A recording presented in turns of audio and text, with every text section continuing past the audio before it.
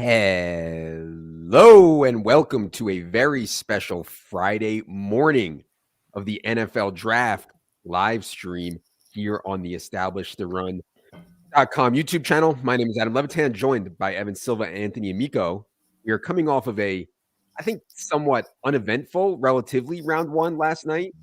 With these trades, the Jahmyr Gibbs pick, really the only or biggest massive surprise from a fantasy perspective. So somewhat quiet. Evan, good morning. How was your Thursday night draft? Yeah, I mean, it was a tough day, especially in comparison to the previous few years where we just absolutely destroyed everything. I think the best way that you can assess that is you look at the Huddle mock draft scores, and people did really, really bad with their mock drafts. Actually, I had one of my worst scores ever, and I was still well above average. I tied Ben Standig. Scott Smith had a good one. Daigle had an awesome one. Mm-hmm. Shout out to Daigle. But yeah, I mean, it was a tough year. It was a very difficult to predict draft. Yeah, and I do want to get into that a little bit here shortly, Amico. I think the biggest thing that made it difficult was that the Houston Texans, one of the most incompetent franchises in the entire NFL, I think they actually didn't know who they were going to take, and the owner was telling some things, the coaches were telling reporters other things, and that just created a domino effect throughout the whole draft. I want to get into that in a little bit here, though, Amico. Generally, though, Amico, how was your draft last night? It was good. I mean, booked a small win, but it's like Evan said. I think the books have definitely sharpened up. The markets being open later and liquidity being low were some barriers that we had to overcome this year, but overall, still pretty good. Yeah, for sure. Okay, on today's show, we're going to recap round one from both a fantasy, real life, and betting perspective. Then we will get into some of the stuff that we're looking at for round 2/round 3 from a betting prediction perspective. And then we'll take some of your listener questions, or your chat questions, I should say, at the very end. I want to start with what the Lions did, Evan. Lions moved from pick 6 to pick 12. Fine. I was like, oh, moving back, stockpiling picks, #our Lions. This is good stuff. They got the number 34 pick and the number 168 pick, gave up 81, right? So they moved back to 6 for 12. Now at 12, they take 199-pound pass-catching running back Jahmyr Gibbs, even though they just saw Jamal Williams shred for peanuts, even though they just spent $18 million on David Montgomery, even though they have DeAndre Swift, even though the cost control value of round 1 picks doesn't matter that much to running backs because you can get very good veteran running backs for such little money, even though the replacement value of running backs available on day 2 and day 3 isn't that different than round 1. But anyways, I think we'd all agree it was a pretty egregious pick. Evan, though, my thing was that, fine, you want to take running back? Why not just stay and take Bijan? Yep. I mean, because you didn't even get that much to move back. So, Evan, how bad was this Lions draft? And can we still call them our Lions? I ditched them. I ditched our Lions after the David Montgomery thing. I know you didn't. Yeah, but I think I got to ditch them now. I got to follow you off that cliff. I mean, and then they compounded the problem by taking an off-ball linebacker at number 18. Mm-hmm. I mean, you have all that draft capital, and this is what you're going to do. Did you even get any better? Yeah. Did you even get any better? I mean, I know that those guys are good players at their respective positions. They don't play needle-moving positions. Yeah. And I don't think the Lions got a whole lot better. I mean, they play replacement positions, replaceable positions. I don't know. It was very very disappointing draft, I think, for the Lions so far.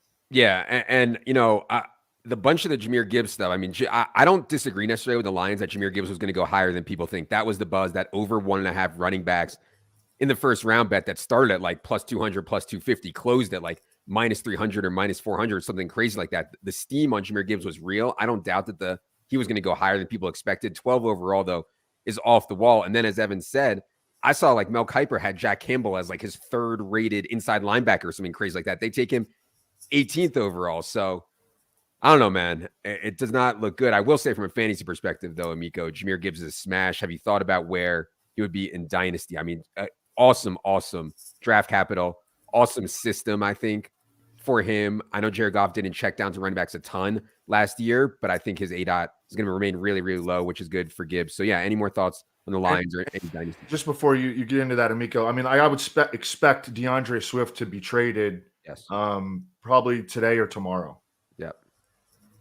Yeah, I would just say that out of the non-quarterbacks, Gibbs is probably still second or third in dynasty rookie drafts. I mean, like you said, like it's not like Swift has been bad per touch. He just hasn't gotten any work because the team hates him. So if you now insert a player that they clearly love, I think there's probably going to be a bunch of value there. Yep, for sure. Okay, let's get to the Will Levis stuff. I want to start with you here, Amico. There was so much steam on Will Levis. And I'm not even just talking about the Reddit thing, which we all disregarded as ridiculous. Well prior to the Reddit thing, there was a ton of Will Levis smoke, a ton of Will Levis steam. People like Evan and a lot of the tape guys, a lot of football guys were not on this at all. Will Levis was not a first-round pick. Evan, in the mock draft, passed on Will Levis, said that he was going to slide. That turned out to be correct. There was a ton of reporting, though, Amico, that Levis would go high. What do you think happened here with Will Levis's slide, the reporting around it, et cetera, et cetera?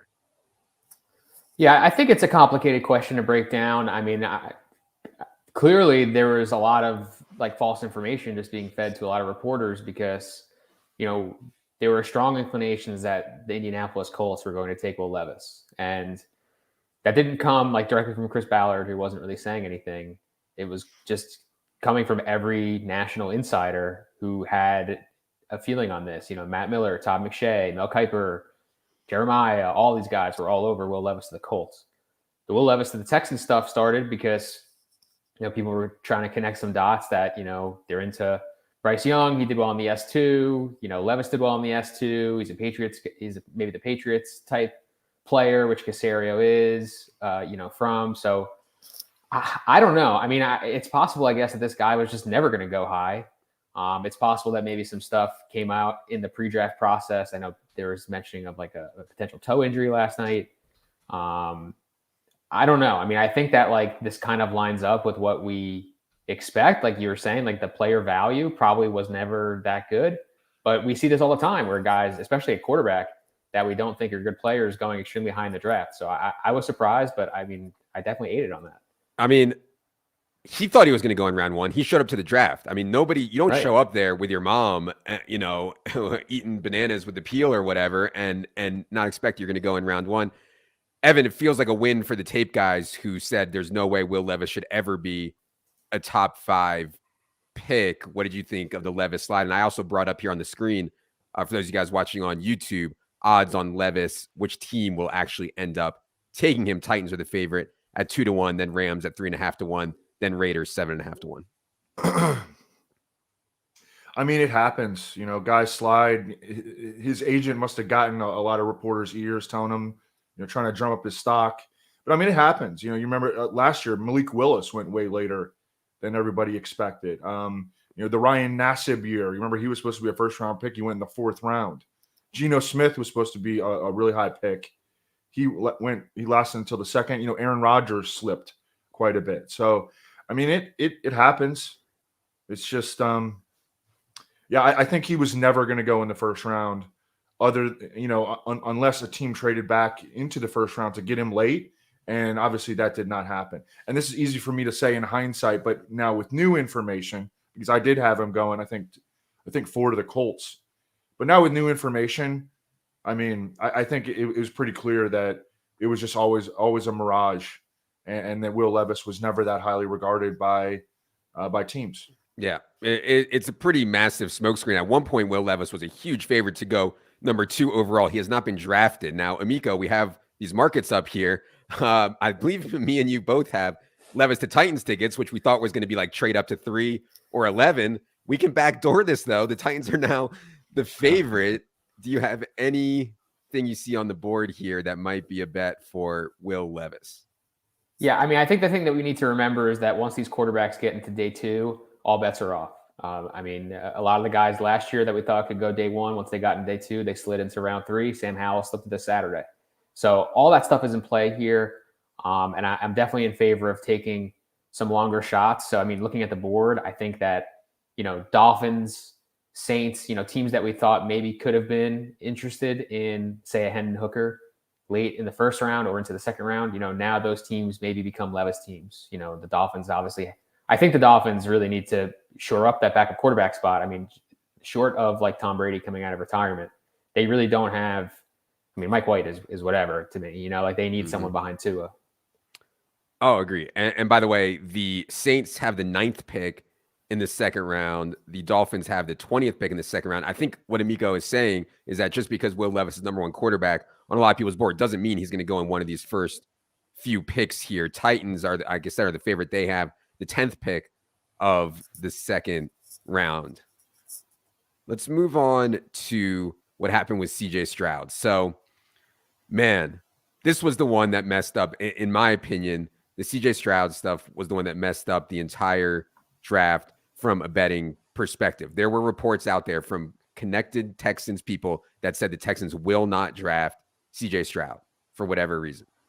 CJ Stroud to go number 2 came in as a massive dog even 24 hours before the draft. Something changed. The speculation is that the owner wanted Stroud, and I guess the coaches or GM wanted someone else.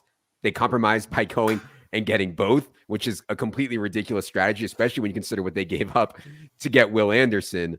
Amico, what do you make of the Stroud stuff? I know you were on the Texans are not going to take Stroud for a while.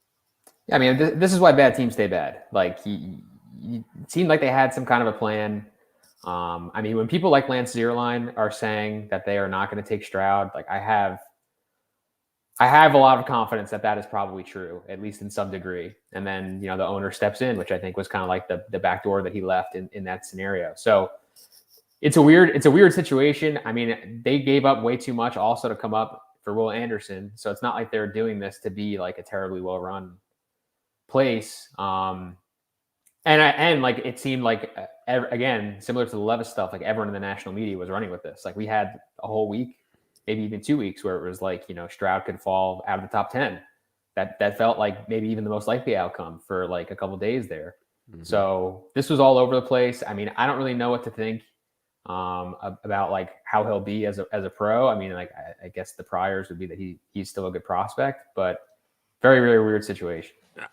I think it was the right pick for the Texans franchise. It's just the dysfunction within the franchise to me is evident. Ian Rappaport comes out right after the pick. Like, oh, there was never any disagreement. That is complete and utter BS. Lance would not go out and say that they are not taking CJ Stroud unless he was told that by someone very connected in the organization. I believe that ownership stuff. Ownership wanted them to get a quarterback. Ownership wanted them to get CJ Stroud. I feel like D'Amico Ryans wanted Will Anderson. The compromise is ridiculous. They gave up an absurd amount to come back up to get Will Anderson. This Texans team is still going to be bad most likely next year in a draft that has Kalen Williams and a bunch of other guys that are going to be valued. That pick that they gave up to Arizona is going to be very, very valuable in next year's draft. So to me, just a disaster of dysfunction from the Texans, even though I thought Stroud was the right and good pick. Take the quarterback. Evan, what do you make of all the Stroud stuff coming out of absolutely nowhere to go second overall last night? Yeah, and you mentioned that Lance, missed. So did John McClain. Who's covered the Texans for forever. His information was that they were going to take Will Levis. So I don't know. I guess I guess I'm going to attribute it to Will Levis's agent pumping him up. But I agree with you that I think probably. Well, I had heard that the Texans scouting department wanted CJ Stroud, and yeah, it sounds like they just compromised, and the owner was like, "Hey, we can give all this draft capital up." I was surprised because I think that we were kind of in lockstep on this, Amico, that the Cardinals were going to have to maybe take a discount to move down. They didn't take any kind of a discount. I mean, they got an incredible the Cardinals deal. did really, really well. Oh, that was an amazing trade. Right. Yeah, and based on the leak. And information to come out that that they wanted Paris Johnson. They were maybe even going to take him at 3.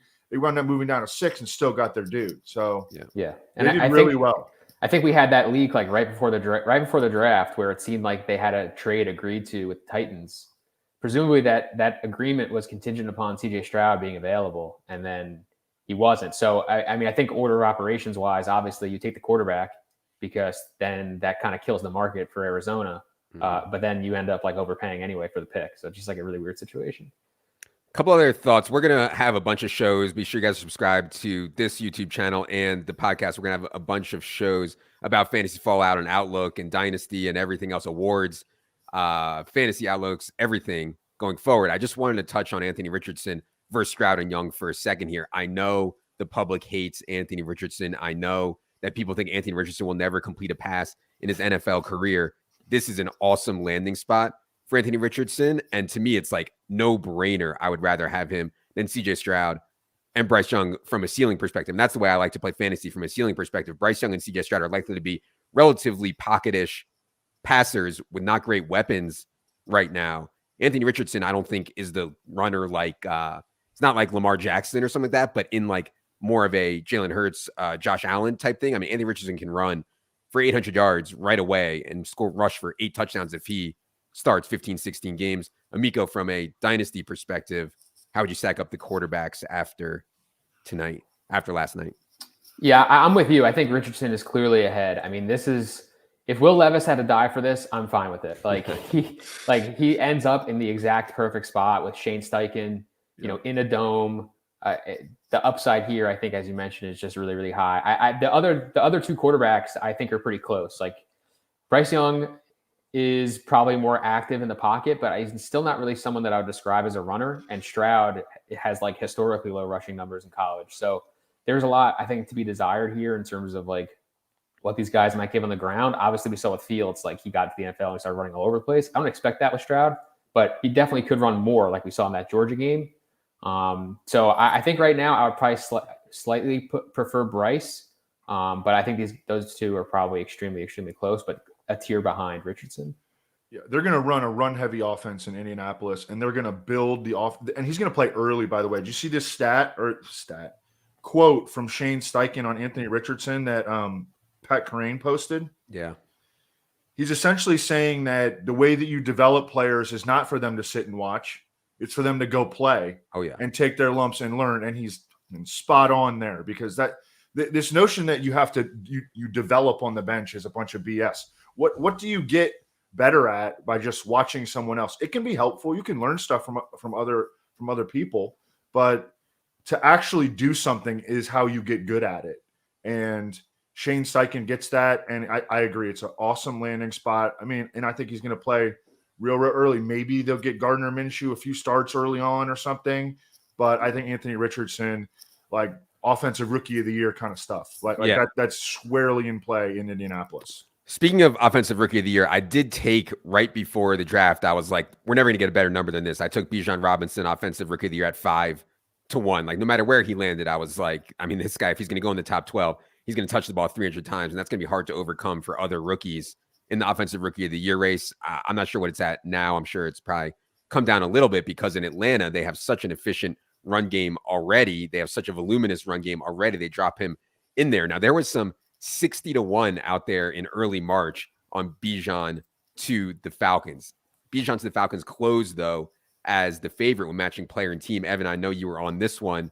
Bijan to the Falcons. People out there are saying, oh, everybody's crushing the Lions for taking Jahmyr Gibbs at 12 overall. Why is no one crushing the Falcons for taking Bijan Robinson at 8 overall? I'll crush him, man. I think it's a terrible pick too, but at least people are saying that Bijan's like a generational prospect. I still think it's an egregious pick, but at least maybe this guy is like a full-blown workhorse, change the direction of your offense. I still think it's bad. Evan, what did you think of Bijan to the Falcons at 8? I know that was in your mock and a lot of people's mock, to be quite frank. It was in my first mock, but not my second mock, because I went to CJ Stroud, but it was in Daniel Jeremiah's final mock. And I think people got in the Discord, at least, Bijan Robinson to the Falcons. Yeah.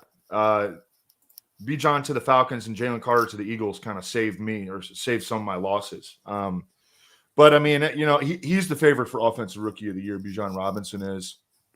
Oh yeah. And he's going to an awesome running system. They're going to run the crap out of the ball, because I mean, their starting quarterback is going to be Desmond Ridder. Like, that's a real thing. Yeah, I'm looking at the odds now on FanDuel. It's Bijan is plus 350, Bryce Young plus 400, CJ Stroud 7-1, Anthony Richardson 7-1, JSN 8-1. Those are the top 5 favorites there. I want to get to the round 2 stuff here in a second, but I did want to bring up the Seahawks.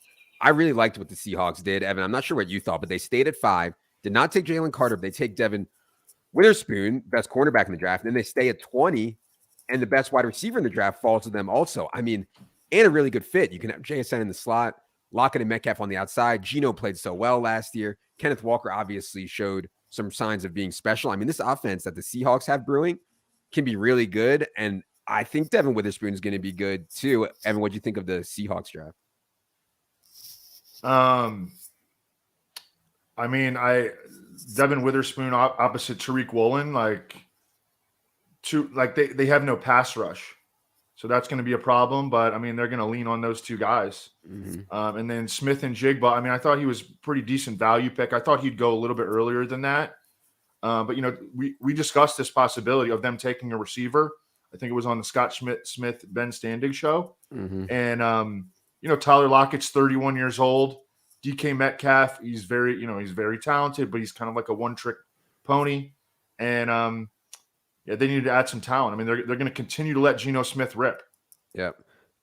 Quick question here for you, Amico, on the offensive rookie of the year market, which I have up here. He says if Swift is traded, and I think that's really, really likely. And by the way, I would absolutely love to see DeAndre Swift get traded to the Bengals and play that Samaje Perine role. Joe Burrow is so good and so accurate at throwing to the running back position. But anyways, under the assumption Swift is traded, Gibbs offensive rookie of the year, we have 16-1 here. He's not going to score the touchdowns is kind of my issue, but I do think the Lions can win that division. I do think the Lions can be a very, very good team. That would certainly help Gibbs. I don't think 16-1 is long enough for me, though. Any thoughts on Gibbs offensive rookie of the year, Amico? Well, but you would bet it now, right? You would not wait until Swift is traded. Yeah, my assumption is Swift's going to get traded. If you want Gibbs, I would do it now. Yes, agree with you, Evan. Yeah, it's still too short for me, I think, for the reasons you mentioned. I mean, Bijan's just going to see so many more touches, and he's got to go up against three quarterbacks. I think it's a tough window. Yeah. You kind of might need Bijan to get hurt. Yeah. By the way, be sure you're shopping this stuff. Evan doesn't want to hear it, but as you see, Anthony Richardson is 7-1 here. On DK, Nick says that Anthony Richardson is 12-1. Yeah, that's bettable. Big. That's bettable. Definitely 12-1. Yeah. Is definitely in play. Yeah, I like that a lot, actually. All right. Let's get to round 2.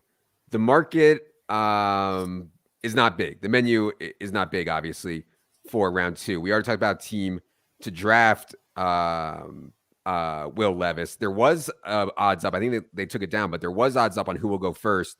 Levis versus Hooker. It got out. It started at like Levis minus 180, got out to Levis minus 430, and then I think they took it down. In other words, doesn't sound like market believes and then Hooker has much interest. Amico, who do you think will go first, Levis versus Hooker? And do you think of any teams here that might be in play, team to draft than Hooker?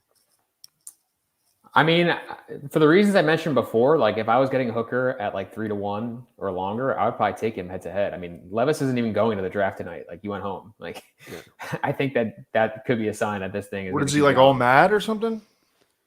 I wouldn't go back either, man. What if you sit there the whole second round? Yeah, that would just be a disaster. So I don't know. I mean, I would rather just take the odds. When it comes to Hooker in particular, I mean, again, like we heard that maybe the Saints were connected to them. That's still 25-1. Mm-hmm. Miami, for the same reasons, I think is still in play.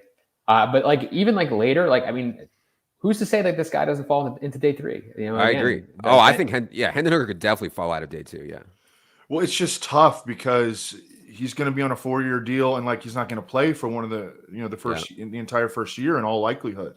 Yeah. So it's hard. Yeah, and you're almost like, all right, let's say he doesn't play for his first year, and then he kind of flashes for the next 2 years, and then you're like, well, are we going to extend him? We don't know. I mean, you're almost like embracing a potential problem in Hendon Hooker. I mean, it's a tough situation. If he falls far enough, depth chart won't matter. In other words, like if he falls to 3rd or 4th round or something like that, it won't matter if the Eagles have Jalen Hurts. Like they showed in the past, they're willing to take quarterback when they have quarterback on the team. Eagles 80-1. You could see like if he falls to the 4th round, the Eagles being like, well, it's pretty good value here. I like the Saints one at 25-1.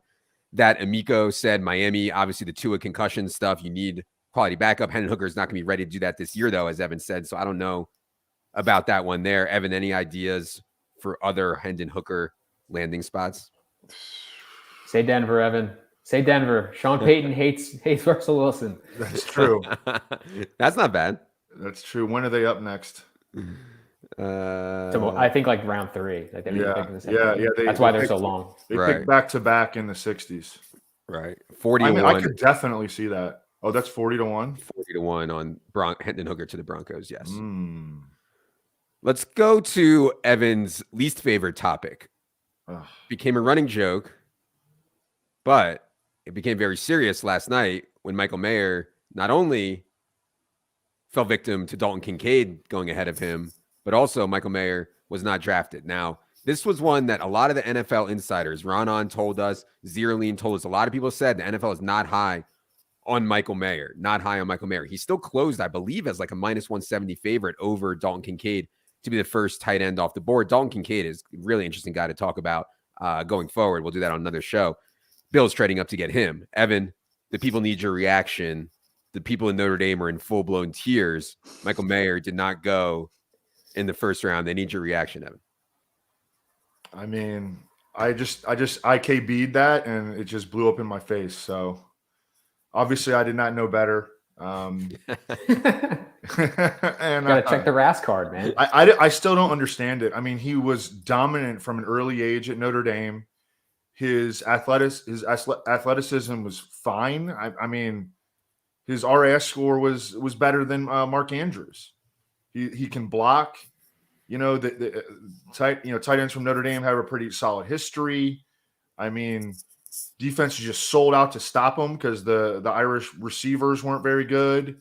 Their quarterback play was poor, and he was dominant. So, but the teams, I think his lack of twitch, I guess they see him as not explosive. He's more of like a smooth mover.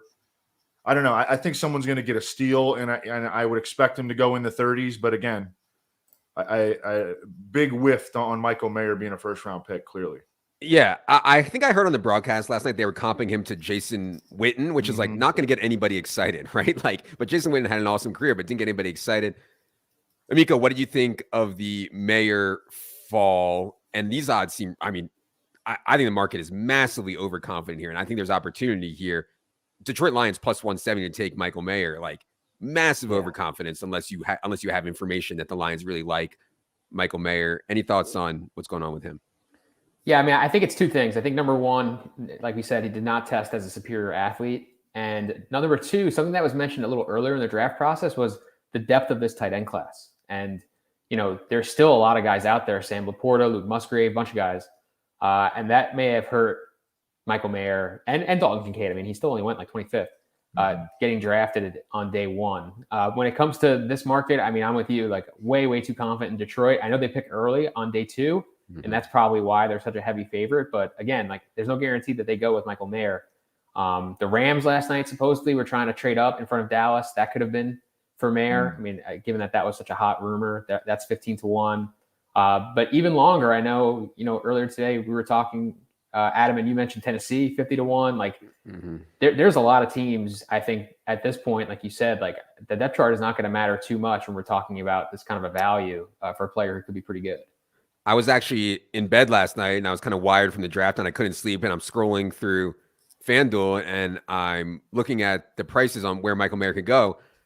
I was like, oh man, Titans 75-1. I was like, I'll take some of that. Dolphins 50-1. I mean, the Bengals are 40-1. Like everyone thought that they were going to take him in the first round. Yeah. I mean, Dolphins 50-1, St. 41. I was all excited. And then the max was $30. But at least I got my $30 on the long shots there. But I do like those. I think Bengals 40-1 is really interesting. And again, this is related to where they pick. The Lions pick third in the second round, which is why they have such short odds. I don't believe the Bengals pick. Yeah, the Bengals don't pick until 29th pick of the second round. It would be a major slide for Michael Mayer, but no one's stopping the Bengals from trading up for him if they want him or something like that. And so leaning into long shots here, I think makes a lot of sense. Like I said, Bengals, Dolphins, Titans, Saints would be my favorites. Evan, any thoughts on where Mayer's slide already moving it may stop?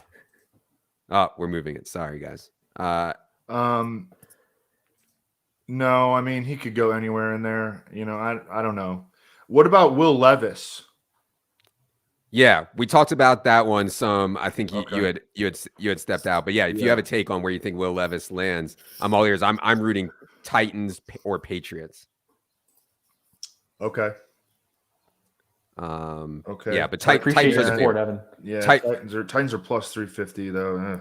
Yeah. Patriots 16-1. Yeah, Patriots 16-1. That's what I'm rooting for. I don't have any great takes on it, but yeah. Okay. Yeah. Okay. these markets that are up for tonight. Oh, I do want to look at odds to be the second tight end. Are we even sure? And this is, I believe, only on Bet 365.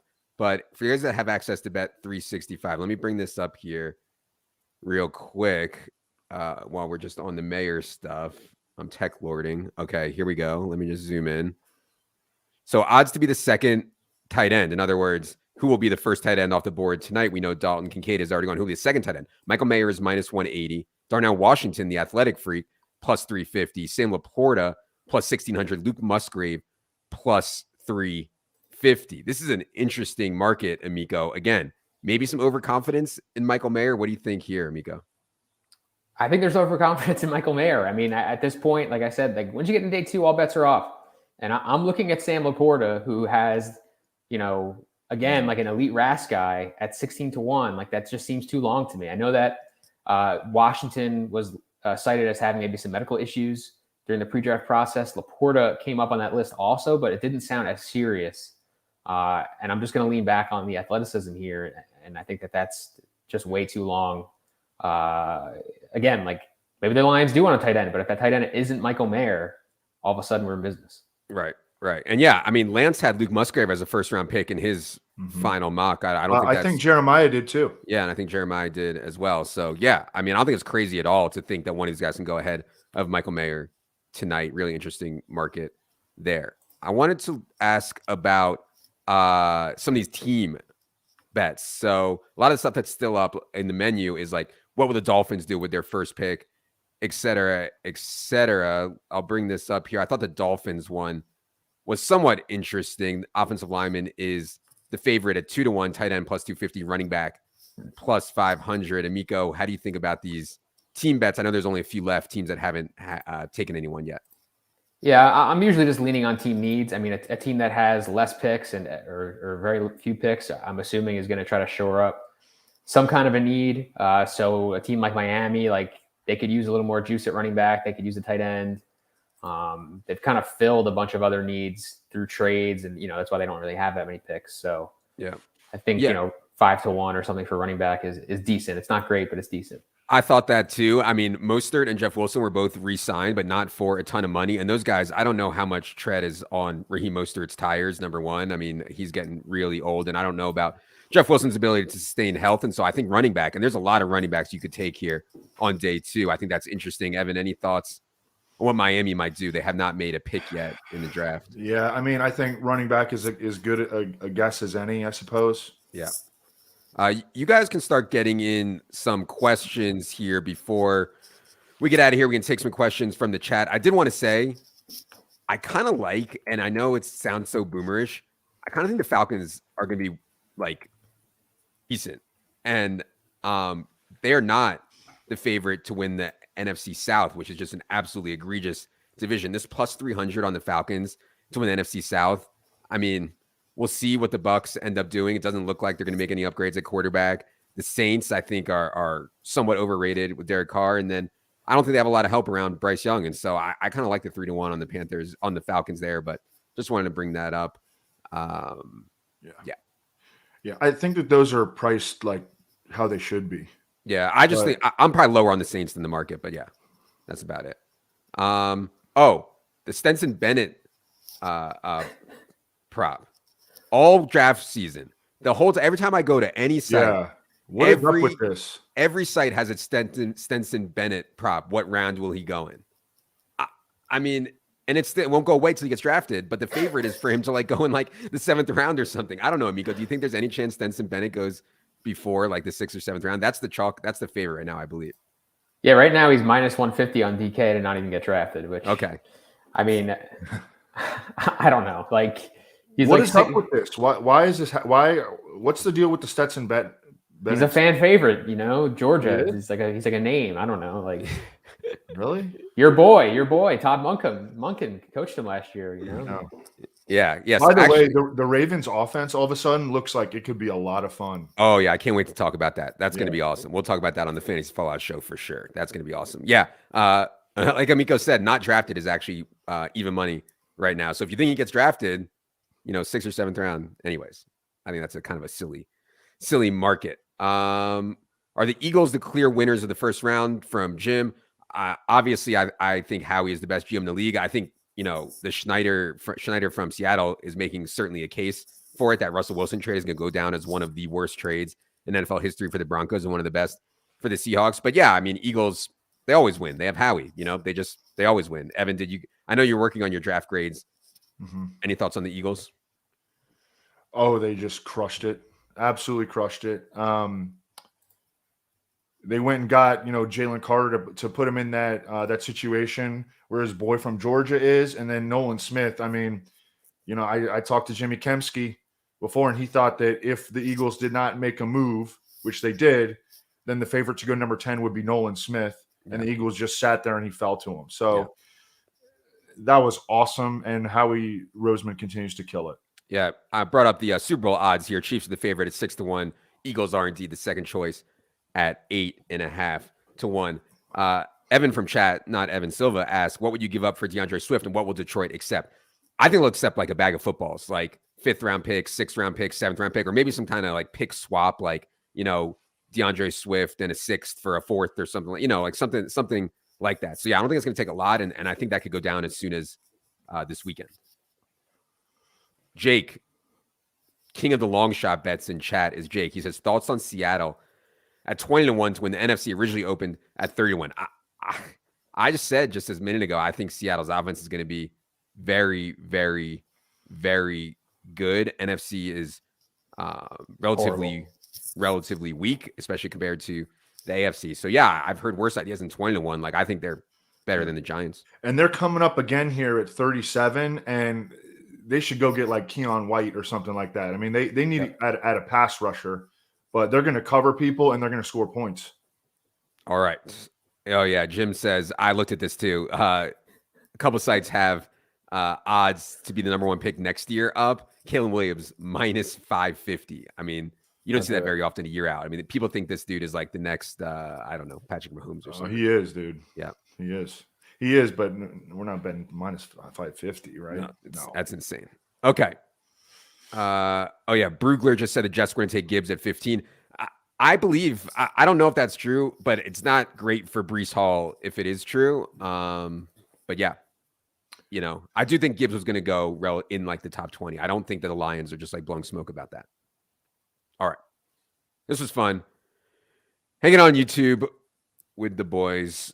Enjoy the draft tonight. Evan, draft grades are coming on the site. Yeah.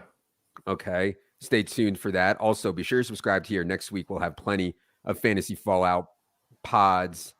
Plenty of fantasy fallout pods coming up, which I always look forward to. Lots to talk about. Veterans, a lot of veterans just got absolutely smashed last night. Obviously, guys like Algier and Dawson Knox and David Montgomery, but there were more guys too that we need to talk about who just got wrecked, their fantasy value.